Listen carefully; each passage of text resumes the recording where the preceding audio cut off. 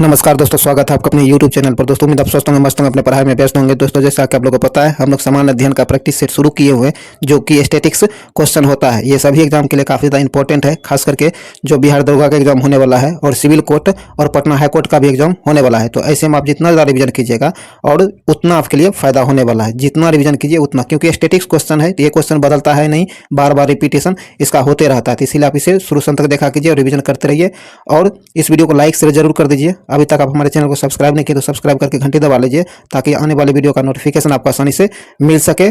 और इसका पीडीएफ अगर आपको प्रैक्टिस के लिए चाहिए तो आप हमारे टेलीग्राम ग्रुप से जुड़िए। वहाँ आपको पीडीएफ और महत्वपूर्ण जानकारी उपलब्ध कराई जाती है। उसका लिंक आपको डिस्क्रिप्शन में दे दिया गया है। और इससे पहले जितने भी इसका सेट कराया गया है, अगर नहीं देख पाए तो उसके प्ले लिस्ट का लिंक जो है डिस्क्रिप्शन में दे दिया गया है, तो उसे भी जाकर जरूर देखें और हमारे चैनल से बने रहिए। चलिए, ज़्यादा टाइम नहीं करवाते, इस वीडियो को शुरू करते हैं। आइए टेस्ट नंबर 33 का पहला क्वेश्चन देखते हैं। कहता है टिक्का रोग का संबंध किस फसल से है। टिक्का रोग जो है इसका संबंध किस फसल से है, तो इसका संबंध मूंगफली से। किससे? मूंगफली से।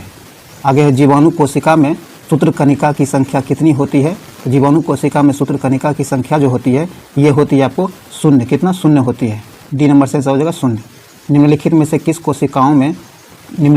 कोशिकाओं के द्वारा इंसुलिन का रिसाव होता है। इंसुलिन का रिसाव होता है किस कोशिकाओं के द्वारा होता है, तो इसका सही आंसर हो जाएगा बीटा कोशिकाओं के द्वारा। बी नंबर से आंसर हो जाएगा। चलिए आगे है, मानव शरीर की सबसे लंबी अस्थि जो है, सबसे लंबी अस्थि कौन सी है, तो ये आपको उरु अस्थि है। कौन? उरु अस्थि। ए नंबर से आंसर हो जाएगा। ये आपको जंघ में पाया जाता है, ध्यान रखिएगा। आगे कहता है, निम्नलिखित में से कौन सा एक प्रकार का रेशेदार प्रोटीन का उदाहरण नहीं है। तो प्रोटीन का जो उदाहरण नहीं है ये आपको केरोटीन। कौन? केरोटीन जो है प्रोटीन का उदाहरण है। क्या है? उदाहरण है, ध्यान रखिएगा। प्रोटीन का उदाहरण है। दोस्तों, यहाँ सी नंबर से आंसर होगा। प्रोटीन का उदाहरण आपको केरोटीन है। चलिए आगे कहता है, विश्व वानिकी दिवस प्रतिवर्ष किस तिथि को मनाया जाता है। विश्व वानिकी दिवस जो है प्रतिवर्ष किस तिथि को मनाया जाता है, तो यह मनाया जाता है आपको 21 मार्च को। कब? 21 मार्च को मनाया जाता है। बी नंबर से आंसर होगा 21 मार्च को। कहता है, कांगेर घाटी राष्ट्रीय उद्यान किस राज्य में स्थित है। कांगेर घाटी राष्ट्रीय उद्यान जो है यह है आपको छत्तीसगढ़ में स्थित है। कहाँ? छत्तीसगढ़ में स्थित है। डी नंबर से आंसर हो जाएगा। निम्न में से मुद्रा के किस रूप को संकीर्ण मुद्रा कहा जाता है। संकीर्ण मुद्रा जो कहा जाता है ये कहा जाता है M1 को। किसे? M1 को। ए नंबर से आंसर हो जाएगा। कहता है, सेठ निम्न में से किस देश के स्टॉक एक्सचेंज का नाम है। सेठ जो है निम्न में से किस देश के स्टॉक एक्सचेंज का नाम है, तो ये है आपको थाईलैंड के स्टॉक एक्सचेंज का नाम सेट है। ए नंबर से आंसर होगा थाईलैंड। आगे है, भारत अपने पहला परमाणु परीक्षण कब किया था। भारत जो अपना पहला परमाणु परीक्षण कब किया था, तो ये आपको 18 मई 1974 को। कब? 18 मई 1974 को भारत ने अपना पहला परमाणु परीक्षण किया था। सी नंबर से आंसर हो जाएगा। आगे है, धन्वंतरी तथा कालिदास निम्न में से किसके दरबार में रहते थे। ये दोनों जो है आपको चंद्रगुप्त द्वितीय के दरबार में रहते थे। बी नंबर से आंसर हो जाएगा। आगे कहता है, किस इतिहासकार ने बहादुर शाह को शाह ए बेखबर कहकर पुकारा था। तो ये पुकारा था आपको खफी खान को। किसे? खफी खान को। बी नंबर से आंसर हो जाएगा खफी खान। चलिए आगे है, आगे कहता है, बंगाली भाषा में प्रकाशित होने वाला पहला समाचार पत्र निम्न में से कौन था। तो बंगाली भाषा में जो प्रकाशित हुआ था ये पहला समाचार पत्र था आपको दिग्ध दर्शन। बी नंबर से आंसर होगा दिग्ध दर्शन। आगे है, रेल कमीशन का गठन किस वायसराय के कार्यकाल में किया गया था। कहता है, रेल कमीशन जो है इसका गठन किस वायसराय के कार्यकाल के दौरान किया गया था, तो यह किया गया था लॉर्ड कर्जन के समय में। सी नंबर से आंसर होगा लॉर्ड कर्जन। चलिए आगे है, ब्रोकन। क्या है? ब्रोकन विंग पुस्तक के लेखक निम्नलिखित में से कौन है। तो ब्रोकन विंग पुस्तक जो है इसके लेखक आपको सरोजिनी नायडू है। कौन? सरोजिनी नायडू इसके लेखक हैं। डी नंबर से आंसर हो जाएगा, बी नंबर से आंसर हो जाएगा सरोजिनी नायडू। अहमदाबाद मिल मजदूर हड़ताल जो था के बाद मिल मालिक के द्वारा कितने प्रतिशत बोनस देने को स्वीकार किया गया था। तो इसका सही आंसर हो जाएगा आपको 35%। कितना? 35%। डी नंबर से आंसर हो जाएगा। आगे कहता है, इंडियन सोसाइटी संगठन की स्थापना किसके द्वारा की गई थी। इंडियन सोसाइटी जो है इस संगठन की स्थापना जो किया गया था ये किया गया था आपको आनंद मोहन बोस के द्वारा। बी नंबर से आंसर होगा आनंद मोहन बोस। चलिए आगे है, निम्नलिखित में से भारतीय राष्ट्रीय कांग्रेस का कौन सा अधिवेशन गांव में संपन्न प्रथम अधिवेशन था। तो इसका सही आंसर हो जाएगा आपको 51वां कांग्रेस, राष्ट्रीय कांग्रेस अधिवेशन जो था, जो गांव में हुआ था। और ये आपको बताइए कौन से गांव में हुआ था, ये आप जरूर कमेंट बॉक्स में बताइए। आगे कहता है किस संधि के द्वारा तृतीय आंग्ल मैसूर युद्ध समाप्त किया गया था। तृतीय आंग्ल मैसूर युद्ध जो समाप्त हुआ था, किस संधि पर समाप्त हुआ था, तो ये आपको श्रीरंगपट्टनम की संधि पर समाप्त हुआ था। बी नंबर से आंसर होगा श्रीरंगपट्टनम की संधि। आगे कहता है किस वर्ष जजिया कर को पुनः लागू किया गया था। कहता हुआ कौन सा वर्ष था जब जजिया कर को पुनः लागू किया गया था, तो ये किया गया था आपको 1679। कब? 1679 में जजिया कर को पुनः लागू किया गया था। बी नंबर से आंसर हो जाएगा। चलिए आगे कहता है जलियांवाला बाग हत्याकांड के बाद किसने नाइट की उपाधि, क्या है, नाइट की उपाधि को वापस कर दिया था, तो ये किए थे आपको रविंद्रनाथ टैगोर ने। किसने? रविंद्रनाथ टैगोर ने। और ये जलियांवाला बाग हत्याकांड जो हुआ था आपको 13 अप्रैल 1919 को हुआ था, ध्यान रखिएगा। आगे कहता है प्रथम विश्व कप हॉकी का आयोजन किस वर्ष किया गया था। प्रथम विश्व कप हॉकी जो हुआ था ये किस वर्ष आयोजित किया गया था, तो यह आयोजित हुआ था आपको 1971 में। कब? 1971 में। सी नंबर से आंसर हो जाएगा। कहता है how to be a write, क्या, how to be a writer, पुस्तक के लेखक कौन है। इस पुस्तक के लेखक जो है आपको रस्किन बॉन्ड। कौन? रस्किन बॉन्ड इसके लेखक है। डी नंबर से आंसर होगा रस्किन बॉन्ड। चलिए आगे है। कहता निम्नलिखित में से किसका मिलान सही नहीं है, ध्यान रखिएगा, मिलान सही नहीं है। आइए देखते हैं। कहता है कि महात्मा गांधी इसका समाधि स्थल राजघाट है, तो यह सही है। ज्ञानी जेल सिंह जो है इसका समाधि स्थल एकता स्थल है, यह भी सही है। मोरारजी देसाई अभय घाट, यह भी सही है। या आपको तो जो 3 सही हो गया तो चौथा गलत हो ही जाएगा, तो डी नंबर यहाँ से आंसर हो जाएगा जो सुमेलित नहीं है। आगे कहता है भारत ने मंगलयान का सफल परीक्षण किस लॉन्च वाहन के द्वारा किया था। इसका सही आंसर हो जाएगा आपको PSLV XL C-25 से। बी नंबर से आंसर हो जाएगा। चलिए आगे है। आगे कहता है ग्रीन हाउस प्रभाव। ग्रीन हाउस प्रभाव का अर्थ है, ग्रीन हाउस प्रभाव जो है इसका अर्थ क्या है, इसका अर्थ है वायुमंडलीय कार्बन डाइऑक्साइड के कारण सौर ऊर्जा का विपासन। ये नंबर यहाँ से आंसर हो जाएगा। आगे कहता है देश के विभिन्न समूहों में किसके साथ अरुणाचल प्रदेश की सीमाएं लगती है। कहता हुआ कौन से देश के समूह है जिसकी सीमा अरुणाचल प्रदेश के साथ लगती है। इसका सही हो जाएगा भूटान, चीन और म्यांमार। भूटान, चीन और म्यांमार के साथ अरुणाचल प्रदेश की सीमा लगती है। सी नंबर से आंसर हो जाएगा। चलिए आगे है। कहता छिबरो पनबिजली परियोजना किस नदी पर स्थित है। छिबरो पनबिजली परियोजना जो है किस नदी पर स्थित है, तो यह जो स्थित है आपको टोंस नदी पर। कहाँ? टोंस नदी पर। बी नंबर से आंसर होगा टोंस नदी पर।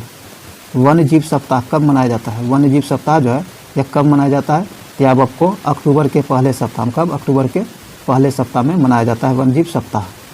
चलिए आगे कहता है कि निम्नलिखित में से किस राज्य में दलमा वन्य जीव अभ्यारण्य है। कहता निम्नलिखित में से कौन सा राज्य है जहाँ दलमा वन्य जीव अभ्यारण्य जो है स्थित है, तो इसका सही आंसर हो जाएगा आपको झारखंड में। कहाँ? झारखंड में। ए नंबर से आंसर होगा झारखंड।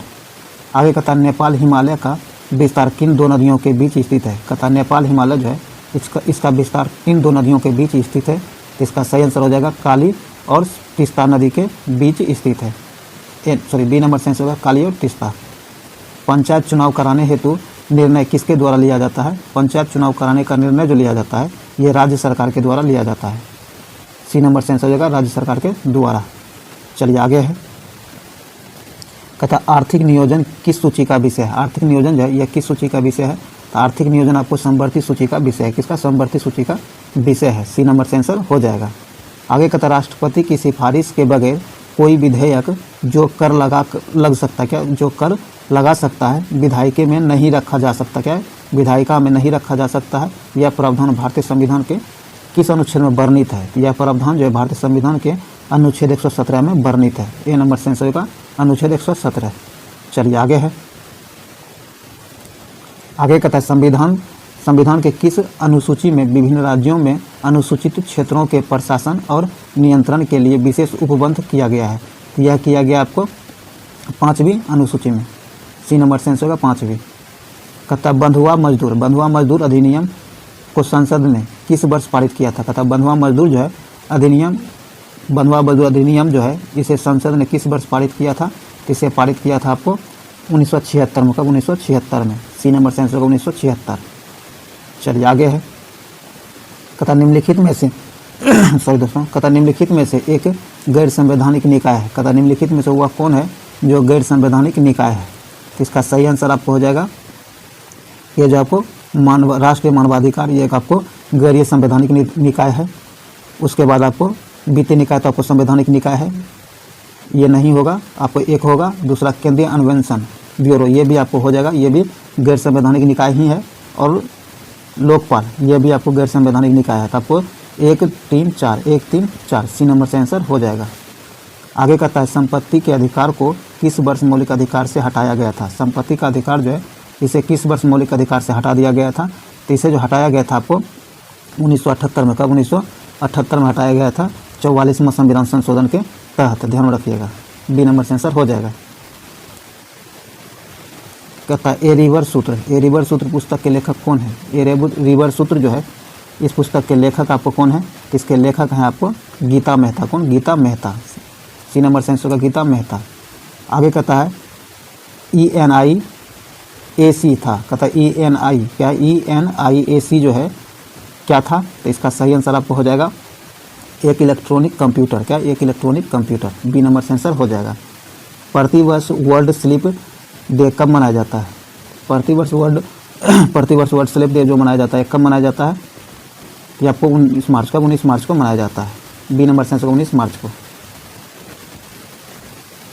आगे कहता है निम्न में से किस पर ध्वनि का तारत्व निर्भर करता है। ध्वनि का तारत्व है किस पर निर्भर करता है। तो आपको आवृत्ति पर निर्भर करता है। किस पर? आवृत्ति पर निर्भर करता है। बी नंबर से आंसर हो जाएगा। आगे कहता है सूर्य के चारों ओर घूमने वाली पृथ्वी के लिए कौन सा बल जिम्मेदार है। कहता है सूर्य के चारों ओर जो पृथ्वी घूमती है इसके लिए कौन सा बल जिम्मेदार है। तो इसका सही आंसर होगा गुरुत्वीय बल। क्या है? गुरुत्वाकर्षण बल। बी नंबर से आंसर हो जाएगा। चलिए आगे बढ़ते हैं। आगे कहता है जब कोई वस्तु पृथ्वी से चंद्रमा पर स्थानांतरित किया जाता है तो द्रव्यमान पर क्या प्रभाव पड़ता है। जब कोई वस्तु को पृथ्वी से चंद्रमा पर स्थानांतरित किया जाता है तो इसके द्रव्यमान पर क्या प्रभाव पड़ता है। इसका द्रव्यमान जो है वो परिवर्तित रहता है। क्या होता है? द्रव्यमान वो परिवर्तित रहता है। सी नंबर से आंसर हो जाएगा। कहता रात के समय आवासीय क्षेत्र में शोर का अनुमानित स्वर कितना होना चाहिए। तो इसका सही आंसर आपको हो जाएगा 45 डेसिबल। इससे ज़्यादा नहीं होना चाहिए। ए नंबर से आंसर हो जाएगा 45 डेसिबल। चलिए आगे है निम्नलिखित में से किसका तरंगदैर्घ्य सबसे कम होता है। कहता नीचे दिए गए में से किसका तरंगदैर्घ्य सबसे कम होता है। तो इसका सही आंसर हो जाएगा आपको डी नंबर। आगे कहता है 6 ओम के 3 प्रतिरोध को 6 वोल्ट की सप्लाई पर समांतर क्रम में जोड़ा जाता है तो परिपथ का कुल प्रतिरोध कितना होगा। कहता है 6 ओम का जो है प्रतिरोध 3 प्रतिरोध, ध्यान रखिएगा 3 प्रतिरोध को 6 वोल्ट की सप्लाई पर समांतर क्रम में जोड़ा जाता है तो इसके परिपथ में जो है कुल प्रतिरोध कितना होगा। तो इसमें जो कुल प्रतिरोध होगा ये होगा आपको 2 ओम। कितना? 2 ओम। ए नंबर से आंसर हो जाएगा 2 ओम। चलिए आगे है। कहता कि आवर्त सारणी के वर्ग में ऊपर से नीचे आने पर विद्युत ऋणात्मकता पर क्या प्रभाव पड़ता है। जब आवर्त सारणी के वर्ग जो है उसमें ऊपर से नीचे आते हैं तो इस क्रम में विद्युत ऋणात्मकता पर क्या प्रभाव पड़ता है। तो विद्युत ऋणात्मकता जो है ऊपर से नीचे आने पर घटता है। ए नंबर से आंसर हो जाएगा घटता है। कहता शराब का पीएच मान कितना होता है। शराब का पीएच मान जो है यह कितना होता है।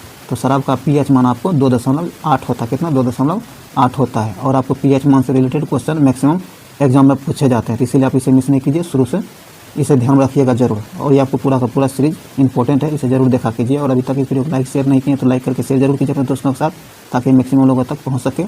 और इस चैनल को लाइक करके इस चैनल को जो है सब्सक्राइब करके घंटी दबा लीजिए और ऑल नोटिफिकेशन जरूर सेलेक्ट कीजिए, ताकि आने वाली वीडियो का नोटिफिकेशन आपको आसानी से मिल सके। और ये पीएच मान, जितने भी वस्तुओं का पीएच मान है उसे ज़रूर रख लीजिएगा, क्योंकि एग्जाम में पूछा जाता है। चलिए आगे कहता है बिजली के बल्ब। क्या है? बिजली के बल्ब का फिलामेंट किस तत्व का बना होता है। बिजली का बल्ब जो है इसका फिलामेंट किस तत्व का बना होता है। कि आपको टंगस्टन का बना होता है। फिर क्या होता है? टंगस्टन का बना होता है। डी नंबर से आंसर हो जाएगा। तो चलिए जो भी वस्तुनिष्ठ प्रश्न था एस्थेटिक्स का वो समाप्त हुआ है। अब आइए हम लोग, जैसे प्रत्येक दिन हम कुछ स्मरणीय तथ्य देखते हैं, तो आज भी हम लोग देखेंगे। तो इस वीडियो को जरूर लाइक शेयर कर दीजिए। आइए अब हम लोग स्मरणीय तथ्य देखते हैं। कहता वायसराय लॉर्ड हार्डिंग पर बम फेंका था। वायसराय लॉर्ड हार्डिंग जो था, इस पर बम किसने फेंका था। तो रास बिहारी बोस द्वारा फेंका गया था, और ये दिसंबर 1912 में फेंका गया था। ध्यान रखिएगा। गदर पार्टी की स्थापना जो किया गया था ये आपको 1 नवंबर 1913 को सैन फ्रांसिस्को में किया गया था। ठीक, ध्यान रखिएगा। आगे कहता किसने जापानी जहाज कामागाटा मारू को किराए पर लिया था। कहता कि जापानी जहाज कामागाटा मारू जो था इसे किसने किराए पर लिया था, तो बाबा गुरुदत्त सिंह ने इसे किराए पर लिया था। गांधी जी द्वारा साबरमती आश्रम की स्थापना कब की गई थी, तो आपको 1916 में किया गया था। कब? 1916 में किया गया था। बाल गंगाधर तिलक द्वारा होम रूल लीग की स्थापना जो किया गया था ये कब किया गया था, तो अप्रैल 1916 में किया गया था बाल गंगाधर तिलक के द्वारा। चलिए आगे बढ़ते हैं। आगे कहता है कि एनी बेसेंट द्वारा मद्रास में होम रूल लीग की स्थापना जो किया गया था ये सितंबर 1916 में किया गया था। ध्यान रखिएगा, एनी बेसेंट के द्वारा सितंबर में किया गया था और बाल गंगाधर तिलक के द्वारा अप्रैल 1916 में किया गया था। इस बीच दोनों का सेम है, सिर्फ मंथ का अंत है। बाल गंगाधर तिलक आपको अप्रैल में किए थे, एनी बेसेंट आपको सितंबर में किए थे। ये सिर्फ इतना फ़र्क है, बाकी इस बीच दोनों का सेम ही है। चलिए आगे बढ़ते हैं। आगे कहता है गांधी जी ने सत्याग्रह का पहला प्रयोग किया था। गांधी जी सत्याग्रह का पहला प्रयोग जो किया था आपको दक्षिण अफ्रीका में ही किया था। आगे कहता है गांधी जी ने भारत में सत्याग्रह का पहला प्रयोग चंपारण से किया था, जो कि बिहार में स्थित है। ध्यान रखिएगा, चंपारण में किया। भारत पूछे, भारत में पहला सत्याग्रह प्रयोग जो किया था गांधी जी द्वारा ये आपको चंपारण बिहार से, और अगर ऐसे पूछा जाए तो आपको दक्षिण अफ्रीका हो जाएगा। गांधी जी से चंपारण आने का अनुरोध किसने किया था, तो गांधी जी से जो अनुरोध किया था चंपारण आने का ये राजकुमार शुक्ल के द्वारा किया गया था। राजकुमार शुक्ल के मृत्यु के पश्चात जो है किस अंग्रेज अधिकारी ने कहा था कि वह चंपारण का इकलौता मर्द था। यह किसने कहा था, तो ये आपको जॉर्ज एमन ने कहा था। किसने? जॉर्ज एमन ने कहा था। गांधी जी ने पहली बार भूख हड़ताल किया था। गांधी जी जो है पहली बार भूख हड़ताल आपको अहमदाबाद मिल हड़ताल के दौरान 1918 में भूख हड़ताल पहली बार किया था। ध्यान रखिएगा। चलिए आगे बढ़ते हैं।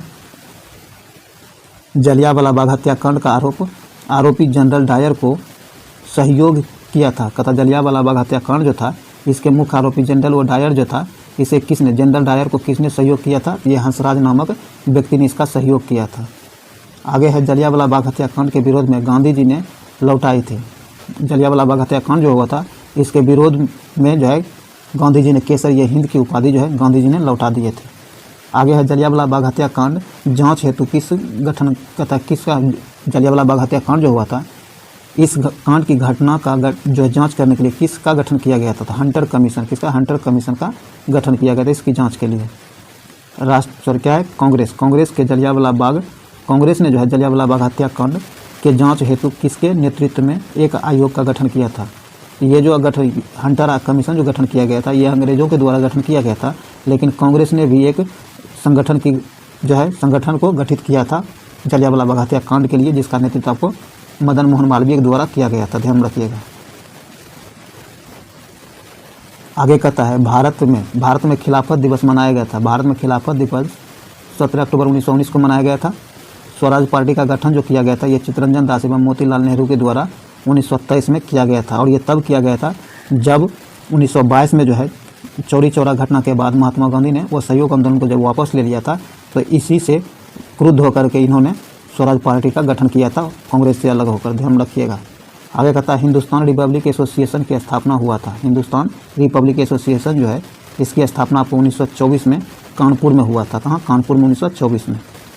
हिंदुस्तान सोशलिस्ट रिपब्लिक एसोसिएशन की स्थापना हुआ था, यह 1928 में नई दिल्ली में हुआ था। आगे कहता काकोरी की घटना घटित हुई थी। काकोरी की घटना जो हुई थी यह आपको 9 अगस्त 1925 को हुआ था। कब? 9 अगस्त 1925 को हुआ था काकोरी घटना। चलिए आगे है। अब इसे जो काकोरी डकैती के नाम से अब तक जाना जाता था, लेकिन अब इसका नाम बदल कर काकोरी एक्शन कांड क्या है, काकोरी एक्शन प्लान लिख दिया गया। काकोरी एक्शन ध्यान रखिएगा। कहता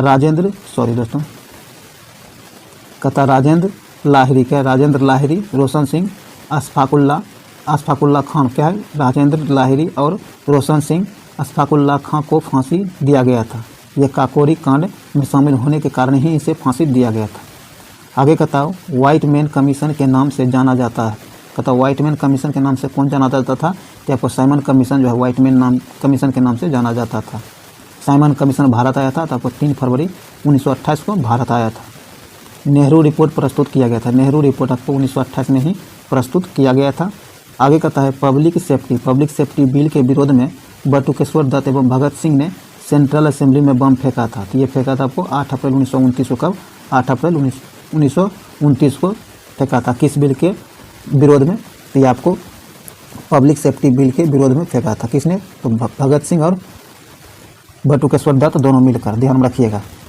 तो दोस्तों ये जो भी स्मरणीय तथ्य था इसे भी समाप्त कर दिया गया है। उम्मीद है ये आपके लिए यूजफुल रहा होगा और जरूर यूजफुल होगा। देखिए ये स्टैटिक्स क्वेश्चन है, तो ये आपको एग्जाम में बार बार रिपीटेशन इसका होना तय है, होते ही रहा है।